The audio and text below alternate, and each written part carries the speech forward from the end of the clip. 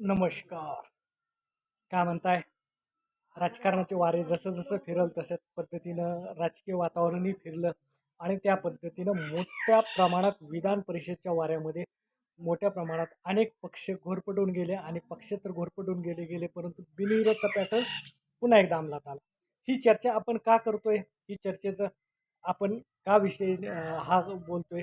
तर खरं कारण म्हणजे की अनेक पक्षांना आपली भविष्याची ध्येय धोरणं ठरवण्यासाठी या गोष्टीचा विचार करावा लागणार आहे. त्यातल्या त्यात शिवसेनेला मोठ्या प्रमाणात भविष्यासाठी कशा पद्धतीनं आपलं राजकीय अस्तित्व टिकवण्यासाठी काय योजना करायच्या याच्यावरच विचार करणं गरजेचं आहे आणि त्या माध्यमातूनच आजचा भाग सुद्धा आपला तोच आहे की साधारणतः बिनविरोध पॅटर्नमध्ये शिवसेनेचं महत्त्व कमी होते का?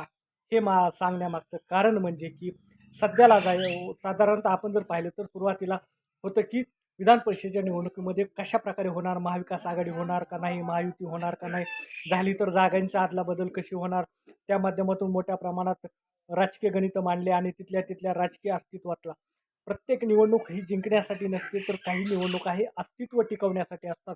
त्या पद्धतीनं शिवसेनेसुद्धा आपलं अस्तित्व टिकवण्यासाठी किंवा सर्वसामान्य कार्यकर्त्यांना कशा पद्धतीनं आपण संधी द्यायची आणि त्या संधीचं मोठ्या प्रमाणात त्याच्या पाठीमागं कसं उभं राहायचं याच्यासाठी हे विधान परिषद निवडणूक महत्त्वाची होती आणि याच निवडणुकीवर विधान परिषदेला म्हणजे 2029च्या विधानसभेला कशा पद्धतीनं राजकीय वातावरण आणि राजकीय गोष्टी आणि त्या पद्धतीनं पक्षविस्ताराचं काम होणार होतं. आपण सुरुवातीला जर पाहिलं तर याच्यामध्ये मोठ्या प्रमाणात महाविकास आघाडीनं जागांची विचार करून मोठ्या प्रमाणात मांडणी केली आणि त्या पद्धतीनं काही जागा सोडून काही ठिकाणी मोठ्या प्रमाणात त्याच्यामध्ये काँग्रेस पार्टीनं 9 जागा आपल्या पदरात पाडून घेतल्या. त्याच पद्धतीनं राष्ट्रवादी काँग्रेसने जागा पदरात पाडून घेतल्या. शिवसेना 7 जागेवर मोठ्या प्रमाणात निवडणूक लढवण्यास तयार होती, परंतु त्यातही तडजोड झाली आणि महत्त्वाच्या जागा ही अदलाबदल झाली. इथपर्यंत वातावरण योग्य होतं. उमेदवारी देताना त्या त्या पक्षानं कशा पद्धतीने उमेदवारी द्यायची, कशा पद्धतीने उमेदवारी नाही द्यायची. बंडखोरांनी मोठ्या प्रमाणात फॉर्म भरले होते आणि त्या माध्यमातून बंडखोरांनी सुद्धा एक प्रकारे शेवटच्या क्षणापर्यंत कशा पद्धतीची चाचपणी होईल आणि त्यामध्ये जर काही बिनसलं तर कशा पद्धतीने उमेदवारी आपली कायम राहील ह्याचाही सुद्धा विचार केला होता. हे झालं राजकीय गणितांना विचार करून. परंतु इथं मोठ्या प्रमाणात फॉर्म भरल्यानंतर किंवा फॉर्म माघारीच्या कालावधीमध्ये 2 तारखेपासून 4 तारखेपर्यंत इतके राजकीय वातावरण बदलले की अनेक पक्षांनी आमिषच्या बळी पडल्यासारखं किंवा एक प्रकारे तिथल्या स्थानिक पक्षाची फसवणूक केल्यासारखं मोठ्या प्रमाणात आपल्याला या राजकारणामध्ये पाहायला भेटलं. ती का म्हणतो? कारण की हे ठामपणे कशामुळं सांगतो तर कारण की नगरपालिकेला सुद्धा हाच प्रकार आपल्याला पाहायला भेटला. नगरपालिकेला सुद्धा मोठ्या प्रमाणात राष्ट्रवादी दोन्ही काँग्रेस पार्टी एकत्र येणार, त्या माध्यमातून एकत्रित निवडणूक लढवली. अनेक निवडणुकीत त्यांना माहिती होतं की आपल्या इथं मोठ्या प्रमाणात नगराध्यक्ष निवडून येणार नाही किंवा महापौर होणार नाही किंवा तिथला स्थानिकला आपल्याला मोठ्या प्रमाणात मतधिक्य भेटणार नाही, परंतु अस्तित्व टिकवणे हाच मूळ हेतू पकडून त्यांनी मोठ्या प्रमाणात उमेदवार दिले, एकाच एक उमेदवार दिले आणि अनेक त्यावेळेस महाविकास आघाडीतल्या मित्र पक्षांचं मोठ्या प्रमाणात नुकसान केलं. हे नुकसान थोडंसं विसरले. अजित पवार गेल्यानंतर मोठ्या प्रमाणात राजकीय पुन्हा महाविकास आघाडीमध्ये एकत्रित निवडणूक लढवण्यासाठी व्यूहरचना आखल्या. त्या माध्यमातून पुन्हा पक्षानं काही जागा मागणी केली. मागणी ज्या की अशाही मागण्या होत्या की ज्या ठिकाणी पारंपरिक मतदार हा दुसरा होता, तिथली जागा दुसऱ्याची होती, परंतु त्या जागासुद्धा पदरात पाडल्या. हे कशासाठी म्हणतोय? कारण की हे आपण टप्प्याटप्प्यानं ऐकणार आहोत, परंतु हेच महत्त्वाचं आहे. कारण की मी सुरुवातीपासून शेवटपर्यंत का सांगालो राजकीय विश्लेषण की त्याच्यातलं तथ्य ओळखणं आपण महत्त्वाचं आहे. कारण की त्या कालखंडामध्ये सगळ्यात जर जास्त कुणाचं नुकसान झालं असेल मराठवाड्यामध्ये तर उद्धव बाळासाहेब ठाकरे यांचं. अनेक नगराध्यक्षपदाच्या जागा येणाऱ्या ह्या मताच्या विभाजनामुळं किंवा जिल्हा परिषदच्या काही जागा येणाऱ्या मताच्या विभाजनामुळे मोठ्या प्रमाणात नुकसानीच्या ठरल्या आणि ज्यांना उमेदवारी दिले, जे कार्यकर्ते उमेदवारी दिले, ते कार्यकर्ते सुद्धा शरद पवार यांच्या राष्ट्रवादी काँग्रेस पार्टीचे निष्ठावंत कार्यकर्ते होते.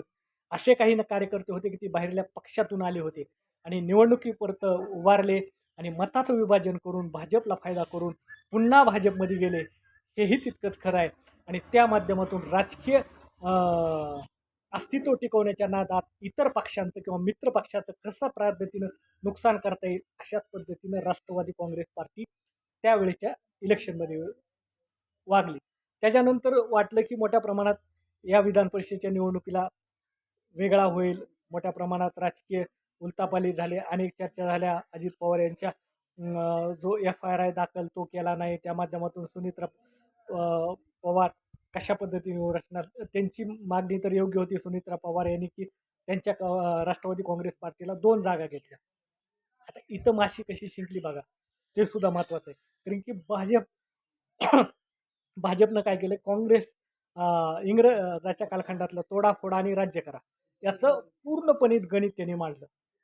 नगरपालिकेला असेल, महानगरपालिकेला असेल, तीच पद्धत साधारणतः जिथं आपली जागा शुअर येते तिथलं जुळून घेण्याचं गणित मोठ्या प्रमाणात मांडलं आणि जिथं जागा आपली शुअर येत नाही तिथं युती करायची. ही नगरपालिकेला पाहिलं, अनेक नगरपालिकेला सुद्धा आपण किंवा पाहिलं असेल किंवा ह्याला पंढरपूरसारखे असेल किंवा इतर ठिकाणी असेल तर आपण पाहिलं असेल की जुळवाजुळीचं राजकारण केलं नाही. एकास एक शिंदे विरुद्ध भाजप अशा पद्धतीनं सुद्धा राजकारण झालं, ते सुद्धा पाहिलं. परंतु इथं सुद्धा त्याच पद्धतीनं झालं की ज्या राष्ट्रवादी काँग्रेसला जागा सुटल्या त्या जागासुद्धा कुणाला उमेदवारी भेटल्या ते सुद्धा पहा. एक जागा आहे कोकण विभागातली. कोकण विभागातली जागा कोण आहे तर सुनील तटकरे यांचे पुत्र अनिकेत तटकरे. सुनील तटकरे यांच्यावर मोठ्या प्रमाणात राष्ट्रवादीमध्ये नाराजी होती. अनेक वेळा आपण कार्यकारिणीतून कसं त्यांचं नाव कमी करतील अशाच पद्धतीनं फायदा बघितला आणि तिथली जागा ही अनिकेत तटकरे यांनाच दिली. अनिकेत तटकरेला दिली त्यामध्ये राजकीय गणित असतील किंवा काय असतील. परंतु ती जागा बिनविरोध करण्यासाठी मोठ्या प्रमाणात पुढाकार कोणी घेतला तर राणे कुटुंबाने. तर हे कनेक्शन कसं जुळवत आहे ते तुम्ही जुळवा. भविष्यातल्या राजकीय नांदी कशा असतील तेही आपल्याला त्या माध्यमातून कळतील आणि त्या माध्यमातून आपल्यालाही समजेल की इथं कशा तिथं विरोधी पार्टीतून कोण उभारलं तर उद्धव बाळासाहेब ठाकरेकडून माने कोण होते तेही पूर्वश्रमीचे इतर पक्षातूनच आलेले, पक्षात आले, संधीचं सोनं केलं आणि पुन्हा मॅजिक फिगर किंवा आपल्याकडे तेवढे मतं नाहीत म्हणून त्यांनी माघार घेतली. माघार कुणासाठी घेतली? तटकरे कुटुंबासाठी. कोणाच्या माध्यमातून घेतली? राणे कुटुंबाच्या माध्यमातून. आज कुठं प्रवेश करणार तर भाजपशी त्यांचं जुळून घेण्याचं तत्व आहे. म्हणजे की हे बिनविरोध पॅटर्नमध्ये हे सर्व अदुगरज गणितं मांडलेले होते आणि त्या माध्यमातून मोठ्या प्रमाणात इतर पक्षामध्ये आपले कार्यकर्ते पाठवायचे. त्या माध्यमातून मोठ्या प्रमाणात तिथली जागा कशी येईल आणि त्या पद्धतीने एक राजकीय वाटाघाटीमध्ये ती जागा बिनविरोध कशी करायची याचंच गणित मोठ्या प्रमाणात राजकारणामध्ये चालू आहे आणि तोच त्याला नाव दिलं आहे, एक चांगलं नाव दिलं आहे बिनविरोध पॅटर्न. हा बिनविरोध पॅटर्न पण आपण पाहू की साधारणतः आपण जर पाहिलं असेल तर ठाण्यामध्ये जाऊ. ठाण्यामध्ये काय झालं तर ठाण्यामधलं गणित ही त्याच पद्धतीने. ठाण्यामधची जागा ही शरद पवार यांच्या राष्ट्रवादी काँग्रेसनं पाठवली. इथं कुणाला उमेदवारी दिली तर अभिजित पवार कोण होते तर साधारणतः जितेंद्र आव्हाड यांचे विश्वासू कार्यकर्ते होते. तिथं मोठ्या प्रमाणात शिवसेना आणि काँग्रेसनं सुद्धा मागणी केली होती, परंतु काँग्रेसनं तिथं माघार घेतली आणि अभिजित पवार यांच्या माध्यमातून तिथली निवडणूक लढवली. इथं उमेदवार होते शिंदे गटाचे रवींद्र फाटकसाठी मोठ्या प्रमाणात शरद पवार यांच्या पार्टीचे उमेदवार अभिजित पवार यांनी माघार घेतली आणि तिथली जागा ही बिनविरोध काढायला लावली रवींद्र फाटक. म्हणजे एक प्रकारे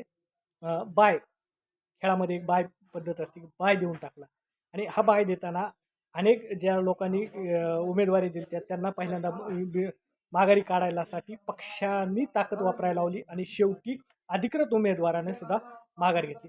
त्यानंतर आपण जाऊ साधारणतः आपण जर पाहिलं तर पुण्यामध्ये उमेदवारी देण्यासाठी मोठ्या प्रमाणात तिथली जागा शरद पवारच्या राष्ट्रवादी काँग्रेसने श्रीकांत पाटील यांच्यासाठी मागितली. तिथं घुलेही सुद्धा इच्छुक होते, घुलेंची सुद्धा मागणी होती मोठ्या प्रमाणात, परंतु तिथं उमेदवारी घेतली श्रीकांत पाटील विरुद्ध विक्रांत काकडे कोण होते तर विक्रांत काकडे हे संजय काकडे यांचे पुत्र. संजय काकडे हे भाजपच्या माध्यमातून त्यांनी मागणी कुणाकडे केली? अजित पवार यांच्या राष्ट्रवादीकडून उमेदवारी घेतली, पुन्हा पक्षप्रवेश केला. पक्षप्रवेश करताना संजय काकडे यांचा सुद्धा प्रवेश करायला लावला. का करायला लावला तर जर उमेदवारी घ्यायची असेल तर तुमचा सुद्धा प्रवेश करणं गरजेचं आहे. अशा पद्धतीची मांडणी करून इथं सुनित्रा पवार यांनी फोन केला, शरद पवार यांनी फोन केला, सुप्रिया सुळे यांनी मोठ्या प्रमाणात चर्चा घडवून आणली, तिथली जागा सुद्धा बिनविरोध काढली. म्हणजे की जागा कुणाची? राष्ट्रवादी काँग्रेस. उमेदवार कुणाचा? भाजपवाशी राष्ट्रवादी. आणि जागा खुली कुणाची झाली? म्हणजे की इथं दोन्ही राष्ट्रवादीनं मिळतं-जुळतं करून मोठ्या प्रमाणात आपल्या पक्षाला कसा फायदा होईल किंवा एक प्रकारे मनोमिलन म्हणजे दोन्ही राष्ट्रवादी एकत्रित येईल अशा प्रगतीची नांदी केली आणि याच्यामध्ये मोठ्या प्रमाणात इतर पक्षांना डॅमेज करण्याचं मोठ्या प्रमाणात काम केलं आणि त्या माध्यमातून मोठ्या प्रमाणात राजकीय चढाओढीच्या राजकारणामध्ये मोठ्या प्रमाणात नुकसान झालं. त्या माध्यमातून आपण जर पुढं पाहू साधारणतः अहिल्यानगरमध्ये सुद्धा याच पद्धतीनं राजकारण झालं. इथली जागा प्राजक्त तनपुरे राष्ट्रवादीचेच उमेदवारी घेतली. भाजप प्रवेश करून त्या माध्यमातून तिथली जागासुद्धा बिनविरोध करण्यासाठी मोठ्या प्रमाणात पुढाकार घेतला आणि तिथली जागासुद्धा पानसरेसारखा किंवा किरण ससाने यांच्या मार्फत उमेदवारी काढून म्हणजे इथं काँग्रेससुद्धा मोठ्या प्रमाणात कुरघोडीच्या राजकारणामध्ये बळी ठरला किंवा त्यांच्या अंतर्गत राजकारणामुळे कशा पद्धतीने त्यांनी सुद्धा माघार घेतली आणि तिथली जागासुद्धा बिनविरोध काढली.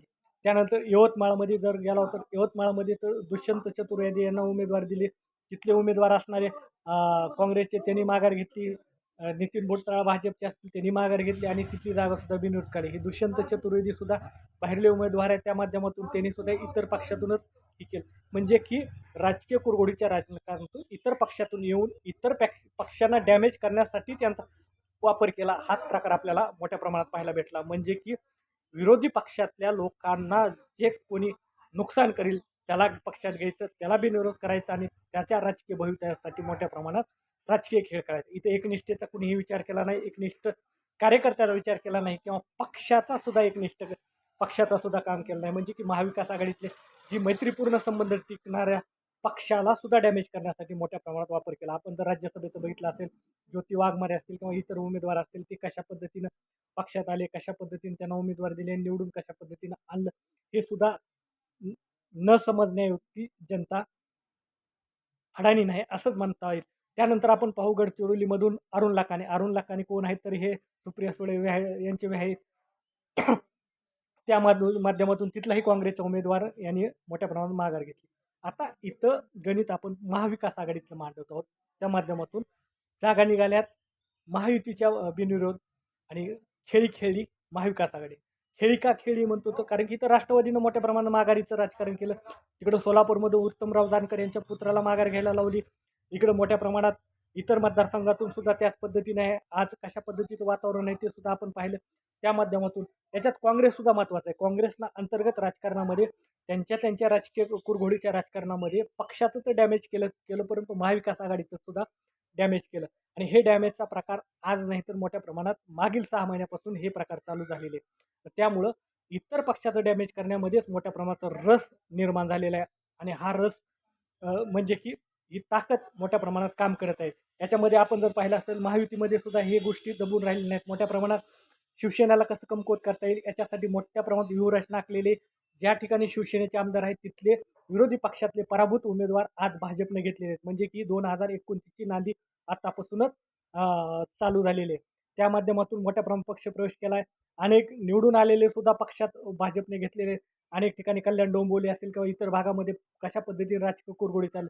परंतु आज विधान परिषदेला का जुळवून घेतलं तर कारण की 11 जागा आहे भाजपनं निवडून आणायच्यात आणि हाच महत्त्वाचा आहे गणिताचा खेळ आणि आकड्याचा खेळ. याच्यामध्ये आपण जर पाहिलं तर भाजपने सुद्धा राष्ट्रवादीला कमकुवत केलं आहे. त्याचप्रमाणे साधारणतः शिवसेनेला सुद्धा कमकुवत करत. राहिलेल्या जागेमध्ये शिवसेनेला का कमकुवत करते हे सुद्धा आपण पाहणं गरजेचं आहे. इथं आपण परभणीची जागा जर पाहिली तर मोठ्या प्रमाणात तिथंही त्या पद्धतीनं व्यूहरचना आखल्या होत्या परंतु त्या पद्धतीनं भांबळे यांनी माघार घेतली आणि तिथली जागा खुली करण्यासाठी प्रयत्न. आत्ता आपण पाहू की साधारण नाशिकमध्ये गोकुळ गीते किंवा गणेश गीते कशा पद्धतीनं किंवा प्रसाद हिरे कशा पद्धतीनं राजकीय गणितं मांडतायत आणि कशा पद्धतीनं विधान परिषद सामोरं जातात. इथं नरेंद्र दराडे यांना सुद्धा मोठ्या प्रमाणात त्यांनी जर आता जाहीर पाठिंबा नाही दिला तर मोठ्या प्रमाणात ती जागा गमवू. त्याचा परिणाम साधारणतः आपण जर पाहिला तर जळगावच्या जागेसाठी सुद्धा होऊ शकतो. म्हणजे की राजकीय गणितामध्ये कुरघोडीच्या राजकारणामध्ये पक्षाचा बळी गेला तर चालतो परंतु आपलं वैयक्तिक राजकारण कसं फायद्याचं होईल, कसं सुकर होईल आणि भविष्यात आपल्या मर्जीतला व्यक्ती कसा आमदार होईल याच्यासाठीच मोठ्या प्रमाणात म्हणजे की आपला पाठीराखा हाच आपला एकनिष्ठ कार्यकर्ता, एकनिष्ठ पक्षाचा नेता अशा पद्धतीचा आता पक्षाचं राजकारण सध्याला चालू आहे. त्यामुळं मोठ्या प्रमाणात आपल्या मर्जीतल्या लोकांना उमेदवारी देणे, त्यांना बंडखोरी करणे, तो कुठल्याही पक्षात असेल, पक्षात घेणे, पक्षात घेऊन त्यांना उमेदवारी देणे, त्यांना बिनविरोध करणे, अशाच पद्धतीचं गणित मांडले. त्याच पद्धतीनं काँग्रेसमध्ये सुद्धा त्याच गोष्टी घडायला चालू आहेत, की मोठ्या प्रमाणात साधारणतः हर्षवर्धन सपकाळ यांचं महत्त्व कमी करण्यासाठी मोठ्या प्रमाणात अंतर्गत शक्ती काम करते का, अशा पद्धतीचं वातावरण सध्याला चालू झालं. कारण की 9 जागेपैकी 6 जागेवरले उमेदवारांनी माघार घेतलेली आहे. फक्त 3च उमेदवार आज पक्षाच्या नेतृत्वावर झुंज देत आहेत, तेही त्या पद्धतीने. याच्यामध्ये या राजकारणामध्ये मोठ्या प्रमाणात राजकीय महत्त्वाकांक्षा दडलेली आहे आणि त्या माध्यमातून राजकीय महत्त्वाकांक्षेसाठी मोठ्या प्रमाणात आपलं महत्त्व कसं कमी होईल याची दक्षता प्रत्येकजण घेत आहे आणि आपलं मत वाढवण्यासाठी काय करता येईल, पक्षनिष्ठा, पक्षमहत्त्व सगळं बाजूला सोडून फक्त इथं कुरघोडीचं राजकारण आणि याच्यात नुकसान झाले महाविकास आघाडीमधील उद्धव बाळासाहेब ठाकरे यांचं आणि त्या माध्यमातून खरंच वेगळा विचार करण्याची हीच वेळ आहे का? का हीच वेळ योग्य आहे का? हे सुद्धा तितकंच पाहणं गरजेचं आहे. आमच्या या भागात तुम्ही नवीन असाल, आमच्या चॅनलवर नवीन असाल, जास्तीत जास्त सबस्क्राईब करा, लाईक करा आणि कमेंटच्या माध्यमातून तुमच्या काही सूचना असतील तर निश्चितपणे ते पण कळवा. आमचा भाग आवडला तर निश्चितपणे शेअर करा. फक्त एक आहे की या राजकारणामध्ये राजकीय बळी निश्चितपणे महाविकास आघाडीचा अंतर्गत कुरघोडीच्या राजकारणामध्ये घेतलेला आहे.